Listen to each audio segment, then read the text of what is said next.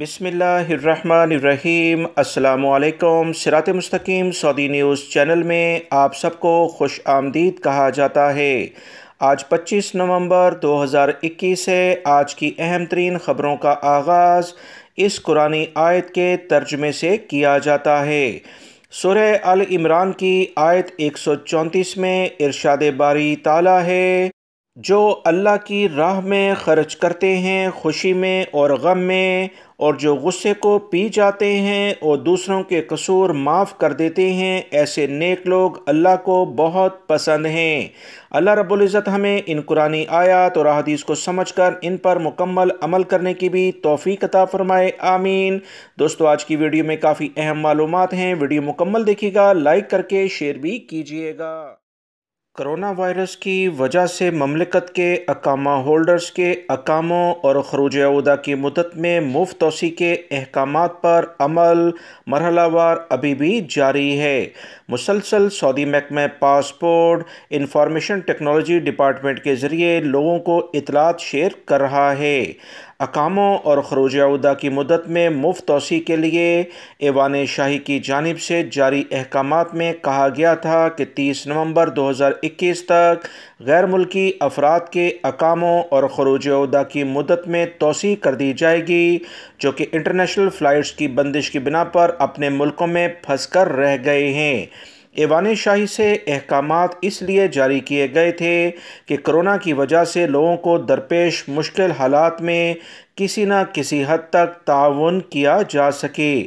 اقاموں کی مدت کے حوالے سے ایک شخص نے سعودی محکمہ پاسپورٹ سے پوچھا ہے کہ کرونا وائرس کے باعث پاکستان پر سفری پابندی کے بعد اقامہ 30 نومبر تک تجدید ہو گیا اور ماہ رواں یعنی اسی مہینے فلائٹس کھلنے کی امید ہے یا کہ نہیں۔ اگر پروازیں نہیں کھلتی تو اقامہ اور خروج عودہ کی مدت میں سعودی حکومت مزید توسیع یعنی اضافہ کرے گی یا کہ نہیں۔ سعودی محکمہ پاسپورٹ نے اس کا جواب یہ دیا ہے، جو کہ تمام غیر ملکی افراد جو مسلسل سوالات میرے چینل پر اور دیگر سوشل میڈیا کے ذرائع سے سعودی وزارت صحت اور دیگر وزارتوں سے پوچھ رہے ہیں، ان کو اس کا تسلی بخش جواب مل جائے گا۔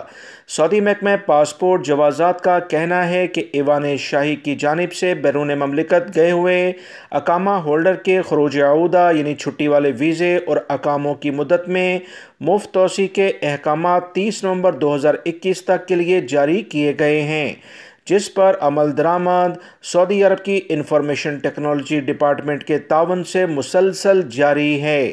جوازات کا مزید کہنا تھا کہ غیر ملکی افراد کے اقاموں اور خروج عودہ کی مدت میں توسیع اور پروازوں کے حوالے سے احکامات تاحال مزید جاری نہیں ہوئے۔ اس بارے میں احکامات جاری ہوتے ہی سرکاری ذرائع ابلاغ پر مطلع کر دیا جائے گا۔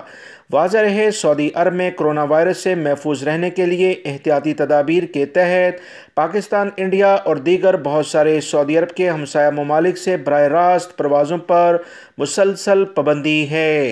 سعودی عرب کی اہم وزارتوں کی جانب سے مزید جو اطلاعات شیئر کی گئیں کہ بیرون ملک سے آنے والے غیر ملکی افراد کے اقاموں اور خروج عودہ کی مدت میں 30 نومبر تک جو توسیع کی جا رہی ہے، ایسے افراد براہ راست نہیں دوسرے ملکوں سے 14 دن کا قیام کرتے ہوئے سعودی عرب میں آ سکتے ہیں، جس کی اطلاعات دوستو میں بھی اپنے چینلز پر مسلسل دے رہا ہوں۔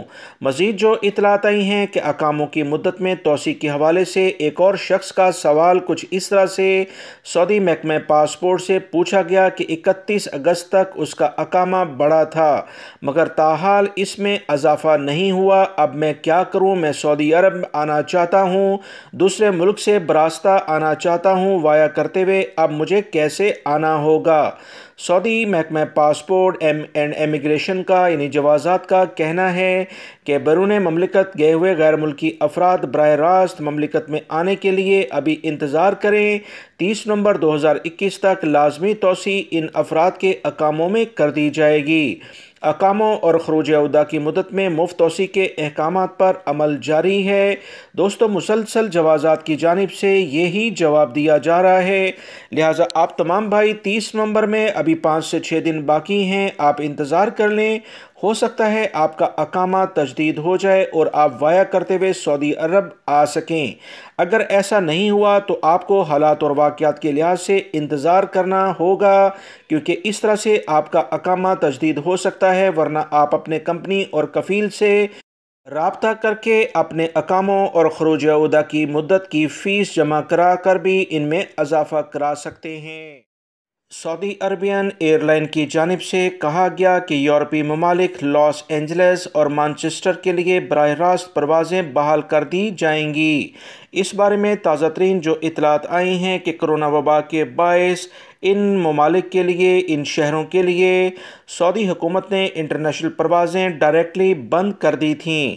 سرکاری ذرائع ابلاغ سے جو اطلاعات آئی ہیں کہ دسمبر 2021 سے امریکہ کے لاس اینجلس ایئرپورٹس اور برطانیہ کے مانچسٹر ایئرپورٹ کے لیے معمول کے مطابق براہ راست یعنی ڈائریکٹلی فلائٹس بحال کرنے کا فیصلہ کیا گیا ہے۔ 11 دسمبر سے جدہ سے لاس اینجلس کے لیے ہفتے میں 38 پروازیں چلائی جائیں گی، جس میں سعودی عرب کے اہم لاجسٹک طیارے حصہ لیں گے۔ سعودی حکومت کے یہ اہم اقدامات ہیں، جس سے اس بات کا بھی اشارہ ملتا ہے کہ انشاءاللہ دسمبر میں انٹرنیشنل فلائٹس پاکستان اور انڈیا کے لیے بھی چلنے کے واضح امکانات ہیں، مگر حتمی اعلامیہ سعودی حکومت کی جانب سے جب تک جاری نہیں ہوتا، ہم اس بارے میں حتمی فیصلہ نہیں کر سکتے۔